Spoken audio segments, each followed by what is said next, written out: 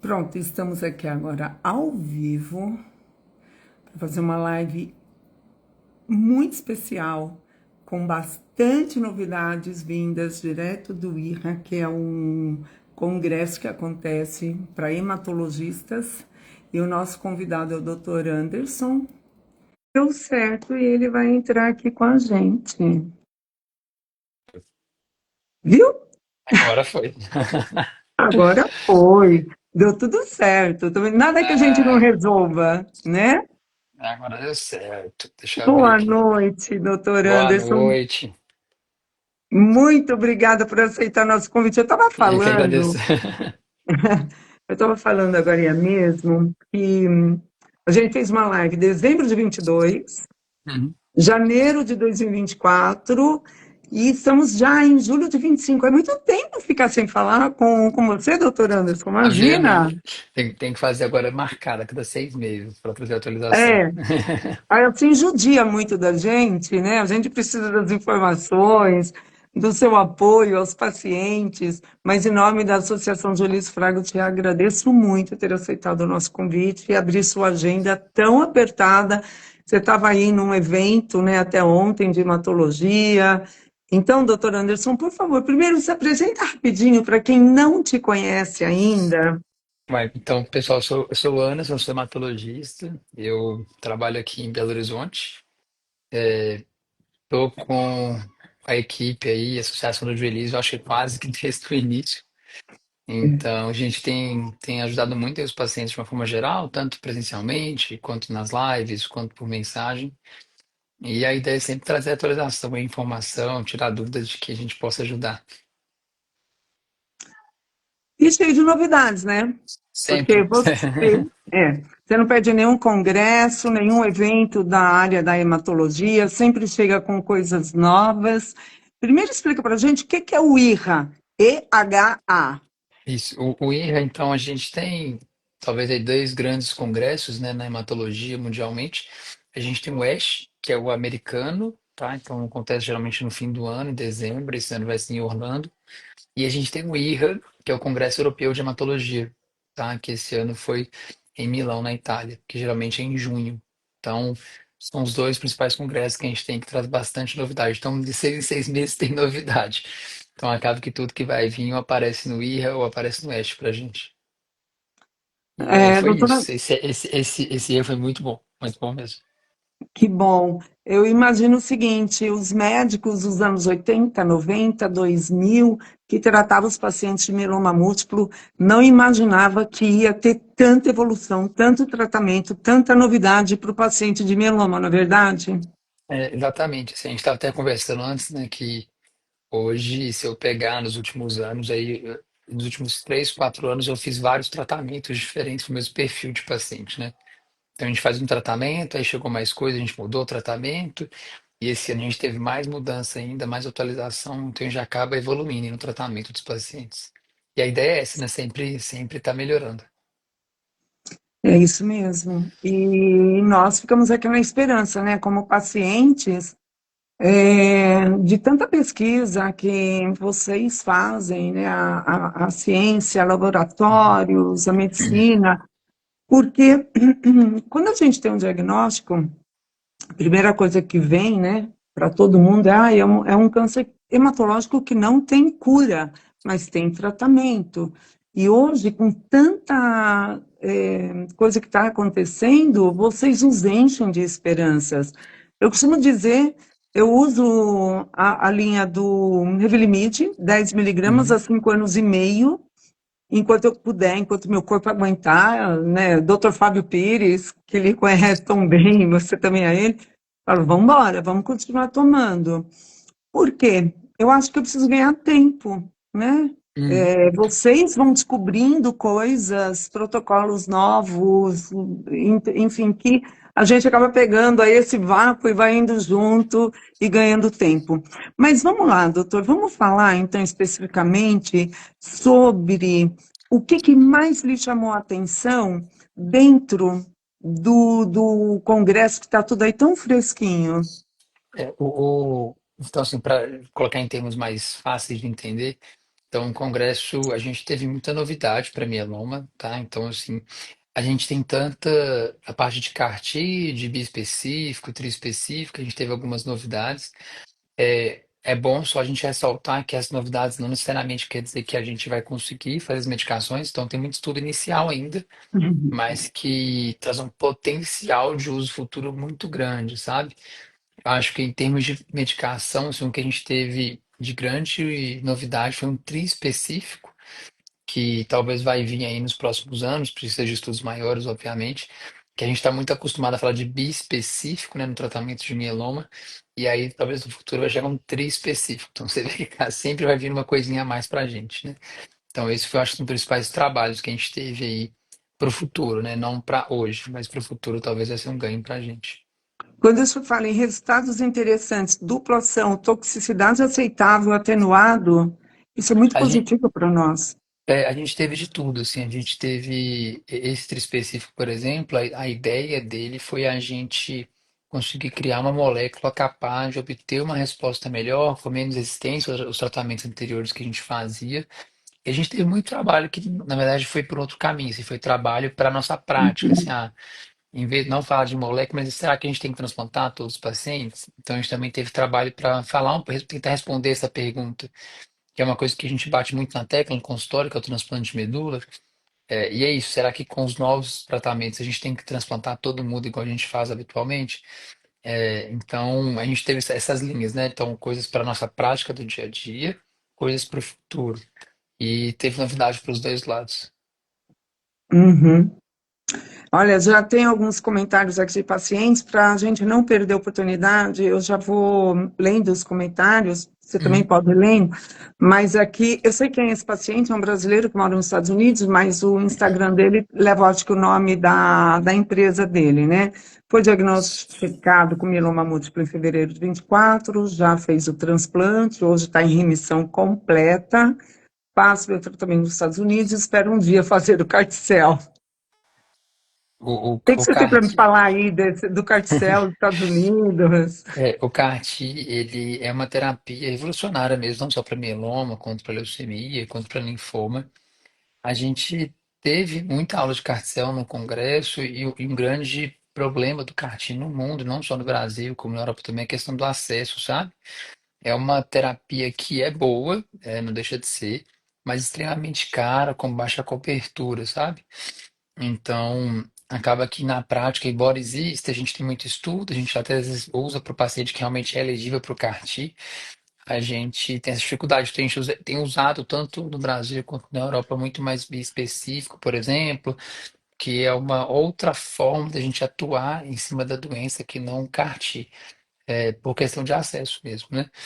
A gente torce para um dia o CAR-T ser mais acessível, lembrando que ele tem sua toxicidade também, então a questão é selecionar bem o paciente e que o CAR-T um dia seja uma realidade para todo mundo, né? Sim, é o que a gente mais deseja, né? Acesso a tratamento, à saúde para todos, né? A Exatamente. Márcia, de lá da Associação de Lins, ela deixou aqui o recadinho da Dona Lourdes, que é sua paciente, que ela não tem redes sociais, mas ela agradece que tudo que o senhor passou aqui para ela está dando certo. Que Ai, que lindo bom. isso, né? É isso O, mesmo. a ideia, assim, acho que a ideia da paciente do mieloma, que a gente já conversou muito, e até na outra live também, é muita informação, né? A gente sabe que tem muita informação na internet. Hoje você joga no chat GPT, então você vê 3.000 coisas ao mesmo tempo. E a ideia do consultório ali com o seu médico, você conseguir entender onde que você se encaixa naquilo, né? Então, assim, se a gente trazer um pouquinho do congresso para o que a gente está falando, a gente teve uma atualização, por exemplo, de risco citogenético. Então, até o congresso, a gente estava classificando os pacientes de uma forma, aí vem uma atualização e muda a classificação do paciente de risco. E aí a gente tem que só tomar cuidado com esse excesso de informação, porque às vezes tem que pensar para você, assim, você não é um número, você é uma pessoa. Então tem que realmente conversar com o seu médico para entender onde você entra nessa mudança. Assim, será que meu risco mudou? Eu vou mudar meu tratamento? Então, por isso, estar sempre bem informado do seu planejamento, das suas opções, da sua resposta, igual você falou com o Fábio, né, que você está fazendo a linha de manutenção, já tem 4, 5 anos, está indo super bem. É isso, é a gente ter esse dado de segurança mesmo, de saber qual que vai ser o nosso plano para o futuro, para uma doença que ainda hoje a gente não consegue falar em cura, infelizmente, mas a gente consegue falar em cura funcional. Uhum. O João Ari é um querido, ele é da área da saúde, né? Ele é um dentista, mas que ele Uhum, dá. Nossa, ele abraça muita coisa, conheço bem ele, nós nos tornamos muito amigos. Ele também é voluntário em ajudar alguns pacientes quando precisam de algum encaminhamento para uhum, profilaxia antes de transplante e tudo mais. uhum. Ele já fez transplante. E ele pergunta aqui qual é a porcentagem de remissão para o paciente que fez Carticel e qual o tempo de uma possível recidiva. Tá. Não, essa pergunta não tem resposta clara, porque o CAR-T, a gente tem vários trabalhos de CARTICEL. Então, você tem CARTICEL tanto para paciente triplo exposto, ou seja, paciente que fez várias linhas de terapias e não responde mais. Você teve CARTICEL para paciente que foi só fez uso de lenalidomida. Então, tem que entender exatamente onde que o Uhum. paciente está, para a gente conseguir falar assim, ah, não, esse paciente especificamente, sei lá, o CARTITUDE 4, que teve taxa de resposta de 73%. Então depende de onde ele vai estar. Mas o que eu consigo responder para ele de uma forma geral é que quando a gente compara o CAR-T com outras terapias na mesma linha que o paciente está, o CAR-T-cell ele tende a ter uma resposta maior. Isso tem que tomar muito cuidado, porque isso tudo é comparação às vezes indireta, então não dá para a gente afirmar isso, mas de uma forma geral, o CAR-T ele tende a ter uma resposta maior em relação a outras terapias. Tá, mas aí aí a taxa assim, que ele quer saber, tem que saber onde que ele tá. Para poder falar, ó, o seu trabalho é esse, essa foi sua taxa de resposta. Tá? Uhum. O João, ele nos ajuda muito, inclusive ele já fez algumas lives com a gente, né, para até ajudar a esclarecer, por exemplo, os pacientes que vão fazer o protocolo para a internação do transplante. Uhum, uhum. Todo esse trabalho junto com a odontologia, o João já fez uma live fantástica com a gente. Aliás, João Ari, está na hora da gente fazer outra, viu? É muito paciente chegando, é muita gente que a gente precisa ajudar. E falando até um pouquinho sobre isso, doutor Anderson, a gente Uhum. tem essa semana alguns pacientes na fase do pré-transplante e alguns pacientes em transplante. O que que você me tem assim para falar essa linha do tempo? Fez o tratamento da Uhum. quimioterapia, aí vem o próximo passo, o próximo. Desenha para a gente assim de uma maneira até um pouco mais simples. Beleza, Qual tranquilo. é? Qual é essa linha, por favor? Então, assim, só para começar, assim, de uma forma geral, óbvio que isso tem muitas exceções, vai depender muito do paciente, mas é uma tendência ainda hoje da gente indicar o transplante medular ósseo para todos os pacientes que são elegíveis, tá?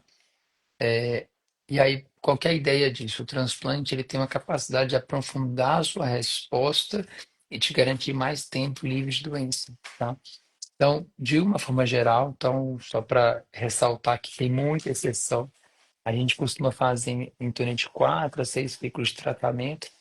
A gente coleta essas células tronco do paciente, então tem um procedimento para a gente conseguir coletar essa célula tronco, é um procedimento relativamente simples, tá? Mas que tem os seus riscos, então o médico vai te explicar isso com calma.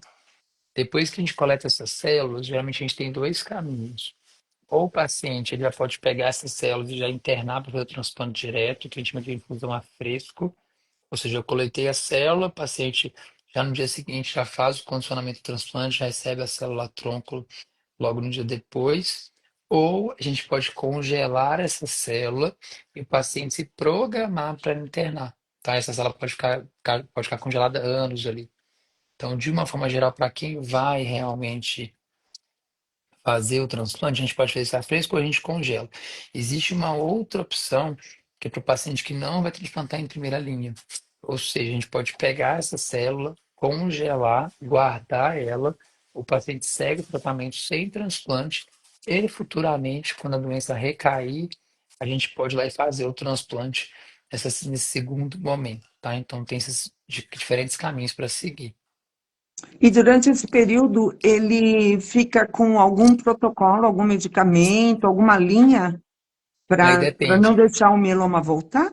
Então, para o paciente que vai fazer afresco, não, geralmente, né, coletou, já interna e já vai para o transplante, né? Uhum. Para o paciente que vai congelar e internar depois, aí depende do momento. Ah, tem paciente que vai coletar e vai internar daqui 2 semanas, 7 dias, 10 dias. Aí acaba que a gente fica sem nada. Ah, não, já teve paciente que eu disse, ah, não, eu não posso internar por questões pessoais. Então, o que que a gente faz? Coleta, porque tem que coletar geralmente a célula antes, congela, aí eu volto o tratamento do paciente, espero esse motivo X ser resolvido, a gente interna o paciente para o transplante. Para os pacientes que não vão internar, que não vão transplantar em primeira linha, que a gente geralmente acaba coletando a célula antes, é uma tendência a gente fazer em torno de 8 a 12 ciclos de tratamento. Depois a gente pode parar ou fazer uma de manutenção, aí varia um pouquinho de qual protocolo que o paciente está seguindo.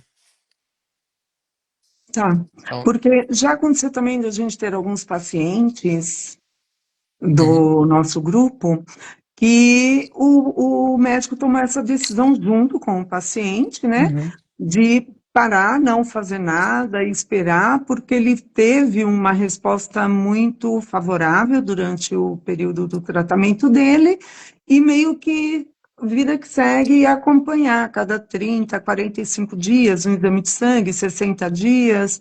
E não são poucos, né, doutor? São muitos que acabam levando dessa maneira, né? é exatamente isso. A gente tem muitos caminhos para seguir, sabe? O que a gente entende, pensando nos dados que a gente tem hoje, é que você transplantar em um primeiro momento ou no segundo momento parece não ter tanta diferença. Óbvio que isso envolve muitas questões, envolve idade do paciente, comorbidade, qual protocolo que ele está fazendo, o motivo que a gente vai deixar para ele transplantar no segundo momento. Mas, dependendo do caso, a gente tem sim respaldo na literatura para deixar o transplante para a primeira recaída do paciente. Uhum. Doutor, enquanto o paciente ele tem necessidade de fazer o transplante, junto com a equipe médica, os profissionais explicam, mostram, todo, com todo o cuidado, e o paciente toma a decisão de ele não fazer o transplante, porque a gente sabe que é um direito também do paciente, né? Tem Uhum, paciente que acha o transplante muito agressivo, uhum, mas aí depois de 1 ano, 2 anos, ele volta a tratamento e fala, não, agora eu vou tratar para fazer o transplante. Não é fácil essa parte emocional quando fala essa palavra transplante, mesmo sendo autólogo, né? uhum. Que é o TMO, é um transplante de medula óssea, autólogo de mim para mim mesmo. Como é que fica essa situação para vocês, hematos, que vocês conhecem e sabem até onde vai chegar? É tipo assim, eu sei que ela vai voltar. Então, Deixa. eu tenho alguns pacientes agora que não estão querendo transplantar, sabe? É, eu vou te responder com o trabalho do IRA, agora do Congresso, que é o seguinte, que é isso, assim, será que todo paciente tem que transplantar? É uma dúvida que a gente tem. Então, teoricamente, com os dados que a gente tinha, a gente tem, principalmente do Termination, que foi um estudo que fez com o BRD, a gente mostra que tem ganho. Tá? Então, essa dúvida do ponto de vista acadêmico, científico, ela não existe muito, principalmente para pacientes mais jovens. Teve esse trabalho do IRA que fez o seguinte: eles fizeram um esquema quádruplo, e aí eles trataram os pacientes com indução, e eles faziam uma coleta de uma coisa chamada DRM, que talvez alguns pacientes já tenham coletado, outros não, que é doença residual mínima, tá? É uma coisa mais, a gente já usa muito para LLA, para mieloma a gente usa pouco, mas tem, tá? Só que eles fizeram DRM por uma técnica que chama NGS, que é uma técnica que é mais difícil da gente fazer, que não é tão disponível aqui no Brasil, tá? Então, aqui em BH eu nem consigo fazer essa técnica para fazer análise de DRM. Qual que é a ideia? Os pacientes que você fez esse tratamento quádruplo, que no caso foi o ISA-KRD, e obtiveram uma DRM negativa, o que que essa DRM faz? Ela consegue contar mais de 10, 100 milhões de células, e se tiver uma célula doente, ela consegue enxergar. Ou seja, eles pegaram os pacientes, contaram 10 a menos 6, 10 a menos 5, 10 a menos 6, e os pacientes que tiveram DRM negativo nessa técnica, eles randomizaram. Um braço transplantou, o outro braço não transplantou. é um tempo curto de follow-up, de acompanhamento, mas parece que não teve diferença. Então, o que que a gente entende com base nesse estudo? Que parece que se o paciente fizer uma terapia que aprofunda muito bem a resposta e consegue negativar com uma técnica de autossensibilidade que é o NGS, e a gente não consegue ver doença mais, talvez esse paciente sim, ele não teria benefício do transplante, tá? Então, aí respondendo a sua pergunta. Então, quando o paciente pergunta, fala para a gente que não quer transplantar, o que que a gente tenta, o que que eu explico? Eu explico qual que é o benefício do transplante. Para pacientes que gostam, eu mostro os estudos de transplante para entender Uhum, uhum, qual que é o benefício real em números, para ele entender o que que eu estou querendo demonstrar para ele. Eu explico que existe essa opção, sim, de coletar, se o paciente der para fazer isso, né? De coletar a célula, guardar e deixar o transplante para o segundo momento. E quais são os riscos da gente fazer isso e qual que é o benefício da gente fazer isso, tá? É, uhum, então, assim, é caso a caso mesmo, sabe? É tentar sim, tranquilizar o paciente, assim, para o caminho que ele seguir, a gente tentar achar uma alternativa. Óbvio que, assim, tem paciente que não dá para não transplantar. Então, assim, tem paciente que é sim, muito jovem, que ele está respondendo muito bem, e aí o transplante, ele uhum, uma técnica, uma arma, assim, de tratamento muito importante, assim, muito eficaz para alguns pacientes. Óbvio que assim, vai sempre ser conversado, né? Mas acho que tem paciente que dá para a gente conversar e tomar uma decisão conjunta. Tem paciente que a gente tem que ser um pouco mais incisivo no benefício do transplante, sabe? uhum, E explicar, olha, você não transplantar é um risco, porque essa doença uhum. não está muito bem controlada, então isso logo vai voltar. Então, Sim. por isso que varia muito. Sempre ter essa interação, né? O médico e paciente e família, né? E tomar decisões juntos. E tem o contrário também, né? Tem o paciente que é louco para fazer o transplante. Não, eu quero fazer. Quando? Não, não vou fazer agora. Ah, e o médico pediu para eu esperar mais um mês, dois. Tem isso. Olha, eu não sei. A gente deixa vocês meio loucos, né? É por isso que é tão legal você trabalhar com isso, porque cada paciente é de um jeito. E aí, É, às vezes, na clínica, por exemplo, às vezes você pega dois casos muito parecidos, pessoas com idade próximas, que elas conversam, né? Porque a clínica o povo vai se conhecendo, e aí você vai vendo que assim, uma pensa de um jeito, outra pensa de outro, e aí elas vão perguntando a mesma coisa de formas diferentes, mas vocês estão conversando, fora que é a mesma pergunta que vocês estão fazendo, né? Então, é, é isso, é realmente individualizar o tratamento, para a gente ter o melhor ganho para o paciente, sabe? Realmente, cada paciente é de um sim. jeito, não tem como. Doutor, o João Maria ele está perguntando aqui quanto Hum, tempo médio que podemos deixar as células congeladas, a crioterapia, né? Depois de muito uhum. tempo, elas ainda são viáveis para um possível segundo transplante, se for necessário? Sim, esse tempo ele varia de serviço para serviço, tá? Mas em geral é seguro deixar pelo menos de 5 a 10 anos as células congeladas. Tem serviço com um pouquinho mais, serviço com um pouquinho menos, que aí depende de questões da Anvisa também. Em geral, 5 a 10 anos. Tá. A Jeane, nossa querida Jeane, ela optou em não fazer o transplante, ela segue em tratamento até Uhum, quando der, é uma decisão também que ela tomou, ela já tinha tomado uhum, lá atrás. A uhum. Jeane é, assim, um exemplo de paciente. Ô, mulher que não dá trabalho, eu olha, o médico dela deve rir de orelha a orelha, porque a Jeane tudo tá bom, vamos embora. Olha, tô hoje aqui de novo, químio, gente, tá tudo bem. Deixa eu só repassar aqui rapidinho, que tem uns agradecimentos. A Adriane, esse Uhum. médico tem cara de anjo, e é. Doutora A, Anderson foi meu a, porto seguro no a transplante. Adri é gente boa Gratidão. demais. E a Vanussa, que realmente, doutora Anderson, é um anjo na vida dos pacientes. Ela é cuidadora, Vanussa Marques de Itaúna. Tá, a Nuzinha virou vovó agora, tá ocupada cuidando do neto.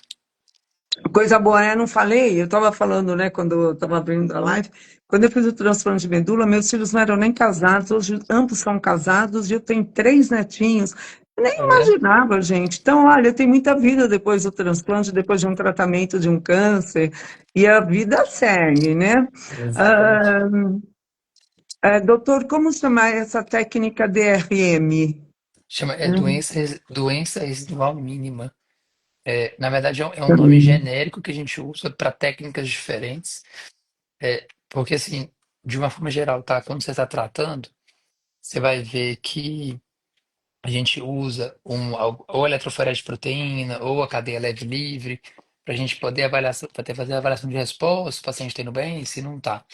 Uhum, Existe essas outras técnicas, geralmente a gente tem que coletar medula do paciente para poder fazer, que a gente analisa de forma celular mesmo, só contando muitas células. Então a gente vai contar ali 1 milhão, mais de 1 milhão de células, sabe? Então, a IADRM, que é essa técnica específica, que a gente tem usado muito nos estudos atualmente, a gente, a gente tem por de fluxo, tem por NGS, então depende qual técnica que o médico vai usar. tá. O que significa uma resposta favorável com o tratamento, zerar as cadeias leves livres? Pergunta Magali. Na verdade, a gente tem várias formas de classificar a resposta, tá?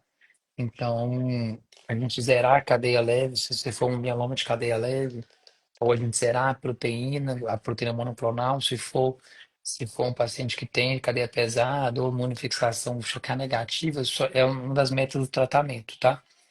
É, Uhum.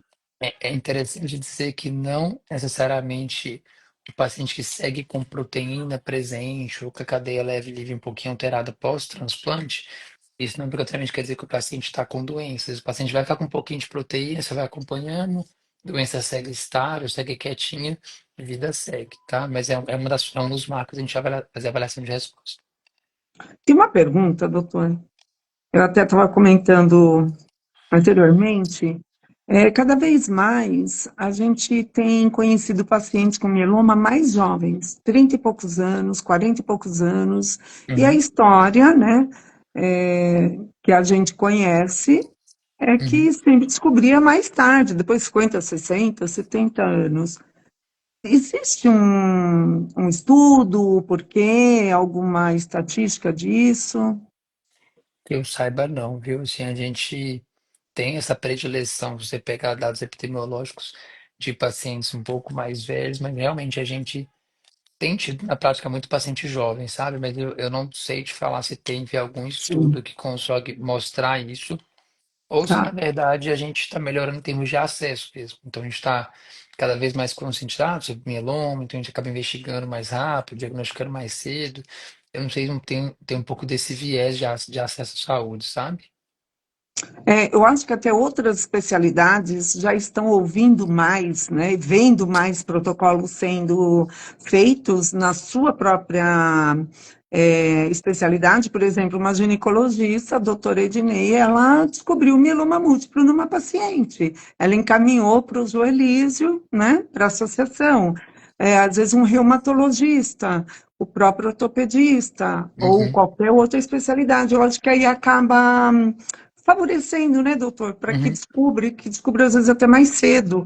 Então, eu uhum, acho que o mieloma, dentro do universo da medicina, está sendo mais divulgado também, né? Eu lembro que há mais de 20 anos atrás, quando eu tinha muitas dores, eu só vivia em ortopedista.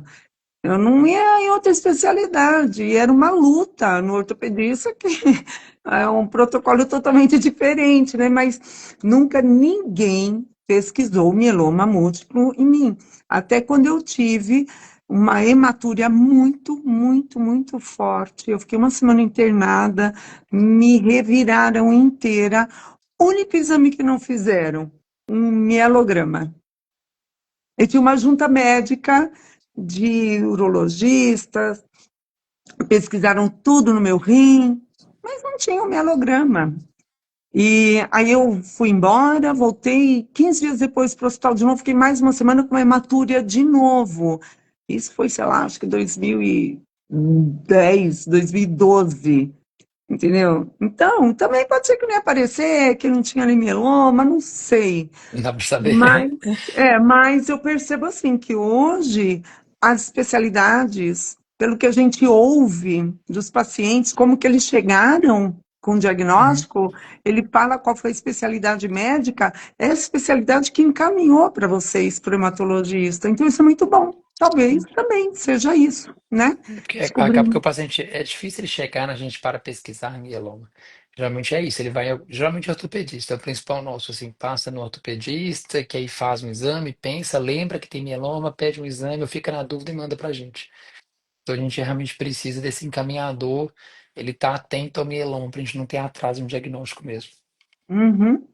Doutor, o senhor falou no início da live sobre medicamentos triespecíficos. O medicamento se liga a quais células? Pergunta o João.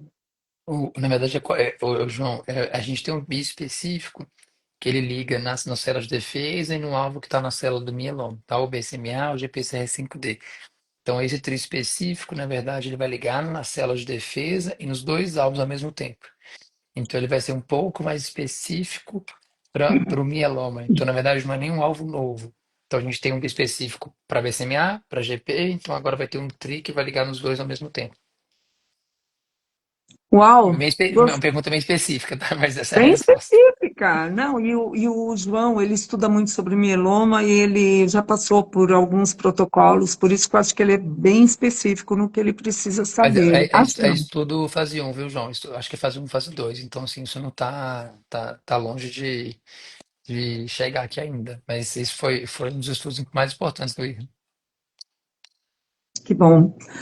Podemos ter dores ósseas nos 100 dias pós-transplante? Pode ser algo relacionado com o melfalano? E como saber se obteve sucesso no transplante? É a Can- Cândidas pergunta. Especificamente da dor, difícil falar assim por live, tem que ver você entender o que está acontecendo. O que eu posso te falar é que geralmente a gente tem de fazer uma avaliação de resposta pós-transplante. Aí depende do médico, 60 dias, 90 dias, 100 dias, onde geralmente o paciente vai coletar eletroforese de proteína, cadeias leves livres, aqueles exames todos do mieloma para a gente poder ver como que ficou. Alguns médicos vão fazer medula e alguns médicos também vão fazer imagem para fazer a avaliação de resposta pós-transplante. Então, a dor especificamente tem que entender qual contexto que você está, assim, para saber se foi alguma sequela, se não tem nenhuma relação com o transplante ou se tem relação com a doença. Então, aí realmente tem que ser avaliado caso a caso.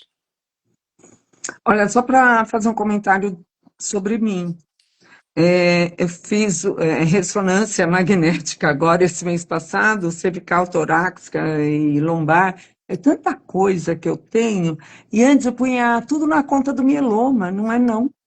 É muito de hérnia, é muito, ai, é tanta coisa, sabe? Abalamento. Então, aí isso dá um alívio também. Então, às vezes, é bom o paciente também sugerir ao médico, mesmo que seja um médico lá, um hematologista que está lá no SUS, falar, minhas dores não melhoram, você pode me dar umas guias para fazer os exames, não importa quando você vai conseguir agendar, o que importa é que você tenha uma guia, que você vai agendar, não importa, são 2 meses, 3 meses, 5 meses, um dia você vai fazer o exame e você vai tirar isso da conta do mieloma. Putz, então é outro tipo de tratamento que eu tenho que fazer, posso desencanar disso. Mas Uhum. eu botei na conta do mieloma há alguns anos aquilo. Achando, ia, o mieloma, não, não era. Não, Então, e para a gente também é difícil, assim, que acaba que o paciente, quando ele tem a doença, ele fica muito com a gente, né? Então ele acaba meio esquecendo, entre aspas, do cardio, do ortop, enfim, das outras sim, especialidades. E sim. a gente que está do lado de cá, a nossa ideia é sempre ter certeza que aquela queixa do paciente não tem a ver com mieloma. Uhum. Porque a gente não pode deixar passar uma paciente que não está respondendo, que a doença está ativa. Então a gente acaba usando muito exame e isso, por isso que fazer multidisciplinar é sempre importante. Porque às vezes é isso, é uma Sim, hernia de disco, aí tá você, aí tá o médico também achando que é doença, aí você tá coletando um monte de exame, porque ele precisa mesmo para fazer o diagnóstico diferencial. Mas é importante lembrar que não tem só mieloma, né? Tem várias coisas aí. exatamente. A Maria José está falando que ela foi diagnosticada com mieloma. No caso, quem encaminhou foi a cardiologista. Então, a gente não pode parar. Eu acho que vale a pena, sei lá, cada 1 ano, 2 anos, fazer, né, um check-up geral em várias especialidades. A gente às vezes esquece do cardiologista, do ortopedista, do dermatologista, que a gente fica tudo manchado, fica tomando sol. Até contei para você, né, doutora Anderson, que eu falei, vou morrer cheia de mancha, então vou morrer feliz. Falei, vou Tomar um tomar sol. solzinho. Fiquei Pelo 5 anos menos, sem tomar sol. Hoje eu tô, nossa, meu Deus, como eu pelo tô menos manchada. sobe a vitamina D. Mas sim, não, minha vitamina D foi para 70 em março, e sem fazer reposição. Então, gente, paciente. né? Uma paciente aqui, que eu não me lembro o nome dela agora, ela falou assim, eu dou trabalho para o meu médico. Paciente é isso, gente, a gente chega até vocês, a gente quer uma solução, quer um apoio, quer ir lá e despejar todos os sintomas que a gente passa. E claro que vale a pena ouvir o que o médico tem a dizer, mas vale a pena também buscar os outros. O hematologista é o nosso Deus na Terra. Nós precisamos muito de vocês, mas não podemos esquecer das outras especialidades, né? Com A certeza. Flávia, a Flávia pergunta aqui, ó. 2 anos, transplantado, exames ok, uso da lenamidolida até quando? Isso é uma ótima pergunta, Flávia. Na verdade, se a gente for pegar os trabalhos da Lena, a maioria dos trabalhos, tá, é uso contínuo até toxicidade ou o paciente ter progressão de doença. Ou seja, o paciente vai usar enquanto estiver conseguindo usar, tá? Tem alguns médicos que fazem por no máximo 1 a 2 anos, tá? Então tem gente que faz isso. Tem esse protocolo que é de uso contínuo. E o que a gente teve ano passado, eu acho, no Congresso Americano, agora não lembro onde que eu vi essa publicação, mas foi ano passado, quase certeza, que é para avaliação de pacientes em uso de Lena, qual foi o período que teve mais benefícios, sabe? E parece que quem usou até 2, 3 anos foi o benefício maior. Depois de 3 anos, parece que é mais difícil da gente comprovar benefício da Lena, mas foi um estudo único. E aí, como teve gente que, como o trabalho, a maioria dos trabalhos é para uso contínuo, mesmo após 3 anos, tem gente que vai mantendo a lenda, o paciente está bem, está tranquilo, está respondendo bem, segue em uso. Mas existe essa tendência com esses dados de tentar manter em torno de 2 a 3 anos, pelo menos. Bom, eu estou tomando há 5 anos e meio. Bom demais, que está bem, que siga com ela. E vida que segue. Claro, é o que Exatamente. eu falo, gente, tem tanto perrengue, tanta coisa que a gente passa, mas a gente administra e vai achando soluções para esses males, né, que a gente acaba tendo no dia a dia. Eu posso até abrir aqui uma coisa que me incomoda muito, é a diarreia. As dores musculares, os espasmos musculares, e aí as câimbras, nossa, são as coisas assim que mais me incomodam. Mas, ao mesmo tempo que me incomoda, tá dando certo. Eu vou ter que Uhum. administrar, eu vou administrar até onde der. E É, é, paciência, faz é parte isso, do assim. momento. A Lena é um ótimo remédio, mas não é um remédio, não é um remédio isento de efeito colateral. Eu tenho alguns pacientes, agora tem muita lesão de pele com a Lena, e a ideia é isso, assim, é uma coisa que dá para a gente manejar, que dá para manter, não é uma toxicidade aceitável, tá funcionando, a ideia é seguir. Óbvio que tem paciente que vai ter toxicidade que não dá para usar, né? Mas enquanto a gente estiver conseguindo manejar, principalmente nos primeiros 2 anos, assim, eu acho que, se possível, é essencial ficar com a Lena, sabe? Então a gente vai tentando dar nosso jeitinho. Muitos pacientes reclamam logo de cara de alergia, começa a usar 2 semanas, três Muito comum, semanas. É comum, doutor? muito, muito comum, muito E comum. Alergia. o que você faz com esse paciente? Geralmente a gente maneja ou com antialérgico, com corticoide de dose baixa. Tem paciente que a gente tem que reduzir dose, suspender, voltar. Mas a alergia da Lena é diferente dessa alergia que você toma dipirona, empola tudo. A alergia da Lena geralmente a gente consegue contornar, sabe? Então a gente consegue ir manejando o paciente até ele conseguir tolerar usar a Lena de forma normal, assim. Então é mais fácil da gente conseguir fazer uso da medicação. Uhum. Giane, realmente uma live esclarecedora.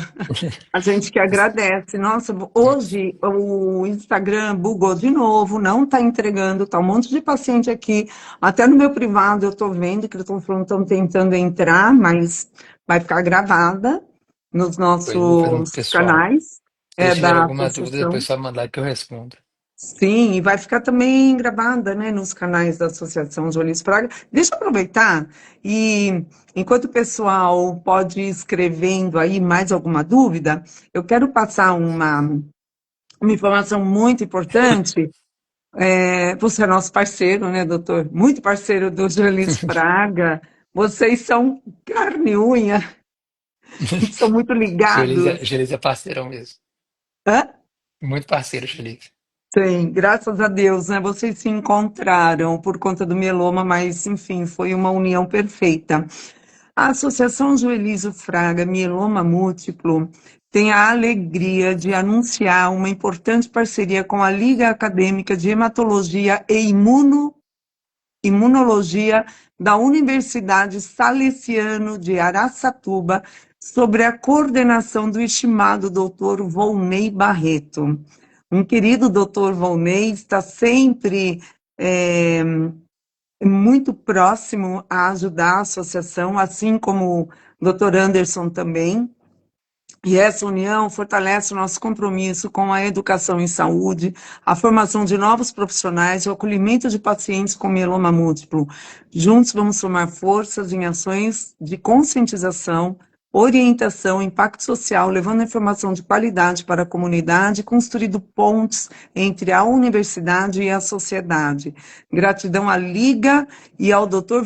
Volney por abraçarem essa causa conosco. É muita gente boa nessa associação, é muita gente. Deus é tão maravilhoso que uma associação com um ano e pouco, né, de fundação, de papel, de documento, e já tem tantas grandes parcerias. Isso não tem preço. Às vezes, as associações levam 5, 10, 15 anos para fazer Hum, feitos que a Associação Joelis Fraga conseguiu fazer tão rápido. E eu até posso dizer que por ele ser um paciente de mieloma e entender totalmente o que a gente passa, assim como eu também, e várias outras pessoas que são voluntárias na associação, e não só com mieloma, que tem voluntários como a Márcia mesmo, ela não tem mieloma, ela tem outra patologia. Mas, olha, são pessoas tão especiais. Agora, a classe médica, que pegou na mão do Julito Fraga e falou, vamos embora, vamos fazer sim. Eu assisti um podcast do Joelísio com um médico, não vou lembrar o nome dele agora, acho que foi do podcast de quinta ou sexta-feira, sobre tudo relacionado a câncer de cabeça, né? E você vê, assim, a qualidade do podcast, das lives, das mídias sociais, uhum. levando informação, trazendo profissionais como você hoje aqui. Eu falo você porque você é tão novinho, não podia ser tua mãe. Com todo respeito, doutor Que isso, Anderson, o jeito você preferir, preocupa não. é, mas, sabe, você aqui junto com a gente, isso é uma bênção, não é para qualquer um, né?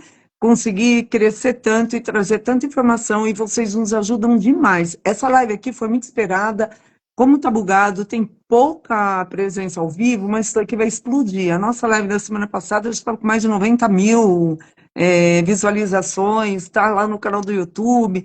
Então, a gente procura o máximo que a gente pode divulgar o mieloma múltiplo, porque tem muitas pessoas não sendo diagnosticadas por falta de informação e sendo diagnosticadas por informação. Tem as duas pontas, né? Com Ai, que bom, certeza. João. Olha aí, doutor. Olha, a live foi Então, ótima, foi um prazer ouvir. nós estamos sempre à disposição, gente. A ideia é essa, é trazer informação. Óbvio que assim, a gente não consegue responder individualmente, né? Porque acaba que tem que ser muito com o seu médico. Mas a ideia é trazer o que tem de novidade, tirar essas dúvidas que acabam surgindo, porque as dúvidas que a gente vê aqui são dúvidas consultório. Então, na verdade, a gente tem essas dúvidas no dia a dia, não tem como, né? Então, a gente está muito acostumado já. Tem paciente que realmente lê muito. Outro dia, o marido de uma paciente me perguntou: vai fazer tal exame? Eu falei: nunca ouvi falar desse exame. Que exame é esse? Eu vi no chat GPT. Eu falei: vou dar uma estudada que eu não conheço. Então, assim, a gente vai aprendendo junto, assim, a ideia é essa troca com os pacientes é muito bom, sabe? E quanto mais, isso é minha opinião, né? Quanto mais a gente é claro com o paciente, quanto mais informação ele tem, melhor é, porque aí a gente consegue trilhar o caminho junto mesmo, né? Pra gente conseguir chegar no benefício maior que vocês ficarem bem, sem doença e curtindo a vida. Pois é. E essa união nossa aqui é tão esclarecedora, né? Me ajuda com 5 anos e pouco de transplante, ajuda quem está agora lá no Uhum. hospital, né? fazendo o seu transplante. Olha o Neto aqui, ó, sentimento de acolhimento com tantos esclarecimentos. O Bom Neto é um que demais. ele está aí, ó, ele está na boca do transplante. Na Vai dar boca. tudo certo. Ele está Tá no tudo pé do certo, mano. transplante. Vai É, dar bom demais. e é isso que a gente precisa, né? Casos reais, o ser humano, gente gosta de gente, histórias verdadeiras, de fé, de superação. Isso é muito bom para todos nós, né? Aqui, Exatamente. deixa eu ler o que que a Vanusa está dizendo. Infelizmente, a informação demora a chegar ao paciente, pois é muito minuciosa, é difícil do diagnóstico chegar ao mieloma. Mas era o que a gente estava falando, Vanusa. Os pacientes hoje, tem muitos pacientes sendo até diagnosticados bem cedo, por conta de Uhum. muita divulgação, e os médicos estão aqui, não é verdade, doutor Anderson? Sim. É um trabalho contínuo. A gente tem, infelizmente, tem paciente que realmente demora bastante, né? Então, tem paciente que você vai ver, já estava com a doença há 5, 6 meses atrás. Tem paciente que conseguiu chegar no diagnóstico muito rápido. E é a batalha nossa do dia a dia aí, né? A gente trazer informação para todo mundo para a gente conseguir melhorar esse acesso do paciente, né? E quais são as ações mais imediatas aqui no Brasil? Não digo com toda essa novidade, né, Uhum, do INRA, uhum. porque saiu lá, vai demorar um pouco aqui, aí vai evoluindo. Mas o que você tem para dizer para a gente hoje, assim, drogas, Uhum. tratamentos, só para a gente fazer um apanhado de tudo que a gente já falou, fazer um resumo desse nosso bate-papo de hoje, doutor? Então, assim, para concluir mesmo, o que a gente trouxe de mais importante, então, temos novas terapias chegando, assim, a gente tem muito estudo, que a gente começou a live falando disso, né, dos novos estudos que a gente teve no IRA. Algumas coisas são mais incipientes, outras um pouco mais avançadas. A gente tem que ter só um pouquinho de calma, não ficar tão ansioso, assim, acha, vi o trabalho, quero usar, porque infelizmente as coisas demoram, né? Então, assim, tudo tem um custo muito elevado, as coisas têm que ter segurança para uso, então não é porque saiu um estudo e falou que funcionou que isso realmente vai ser benéfico futuramente. Então, tudo demanda tempo. Eu sei que nem todo mundo tem tempo, mas é assim que a gente segue na ciência, né? Fazer as coisas com calma para você ter o melhor tratamento disponível que te dê mais segurança. Não adianta você usar um remédio e o remédio ser tóxico e isso talvez só ser visto depois, né? E em relação ao mieloma, o que eu gosto de falar para os pacientes, e que é uma verdade, o mieloma é provavelmente, talvez a doença ou uma das doenças mais estudadas dentro da hematologia, da oncohematologia. Então, os tratamentos, inclusive no Brasil, têm mudado muito, e o que é muito bom. Então, se a gente pegar como que a gente tratava os pacientes 5 anos atrás, como a gente tratava 3 anos atrás, como a gente está tratando esse ano, é completamente diferente. Ontem, no Congresso Mineiro, eu acabei dando aula de linfoma, eu não dei de mieloma, mas aí tem uma pessoa que eu gosto muito da aula de mieloma e ela fez um comparativo, que ela foi dar aula de mieloma recaído refratário, né? E ela deu aula uns 3, 4 anos atrás e a aula desse ano. E ela mostrou que a aula, assim, completamente diferente. A aula que ela fez 3 anos atrás não tem nada a ver com a aula que ela está fazendo 3 anos depois. E é isso, assim, tá tudo mudando. E aí daqui a 3 anos vamos estar falando de outras coisas. Aí nós estamos falando aqui, sei lá, de bispecífico, daqui a, sei lá, 5 a 10 anos, a gente está nem usando mais isso, né? Então, por isso que é legal, assim, ficar estudando, ficar atento, e a gente ter calma que as coisas vão chegando aos pouquinhos, e realmente, assim, nos últimos 5 anos chegou coisa demais, demais, demais, demais. O que é bom para tanto para a gente, mas principalmente para os pacientes. Que bom. Que você tenha muita saúde, que Deus continue te abençoando, que a maioria dos pacientes aqui, nossa, estão cheios de elogios pelo seu trabalho, Amém. sua dedicação, muita gratidão. Todos estão aqui, né, colocando. Muito obrigada também a todo mundo que reconhece, né, o trabalho da associação, do Joelísio. Eu procuro me dedicar um pouco, né, através da live. Foi uma coisa que eu queria ser voluntária e ajudar de alguma maneira, mas quem sai ganhando sou eu, porque são os pacientes que me ensinam muito. Eu, eu amo saber o que está acontecendo, né? Eu gosto de gente, eu gosto de saber o que está acontecendo, e eu acabo até me inspirando e falando: eu não tenho nada, nada, eu tenho que agradecer, porque tem tanta coisa pior, e, e mesmo outros tipos de cânceres, né? E, enfim.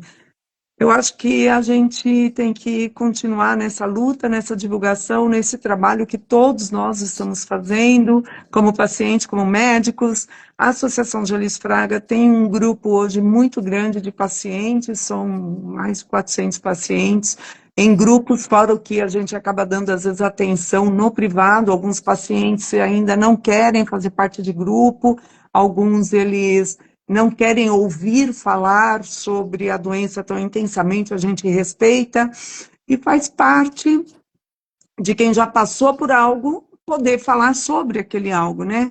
Se eu não Sim. vivi uma coisa, eu não posso falar sobre ela. Então, são todos muito bem-vindos e vocês, hematologistas, realmente vocês são o nosso amparo.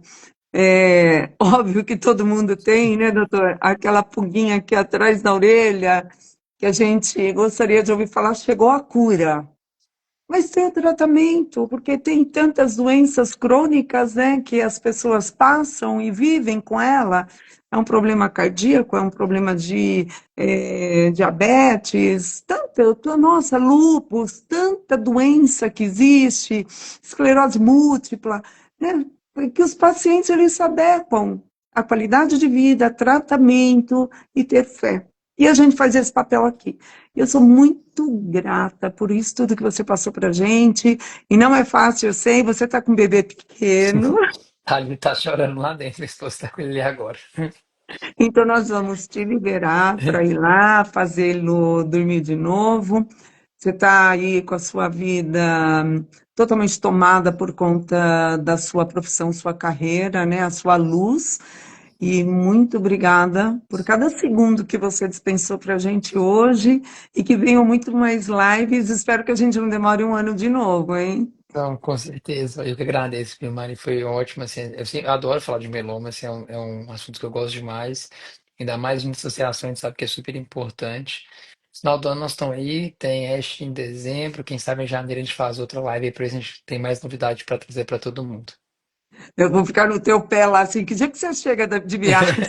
Eu vou te dar só Me dá dois só dias para os dois para dias para conseguir sentar, colocar a tomar uma cabeça. água, exatamente, Eu vou te mas vai dar bom. amar, hein? Vou te amar. Pode botar lá na. Fala aí, agora essa daí vai grudar em mim, vou mesmo. Doutor, muito Amém, amém. obrigada. Eu agradeço, viu?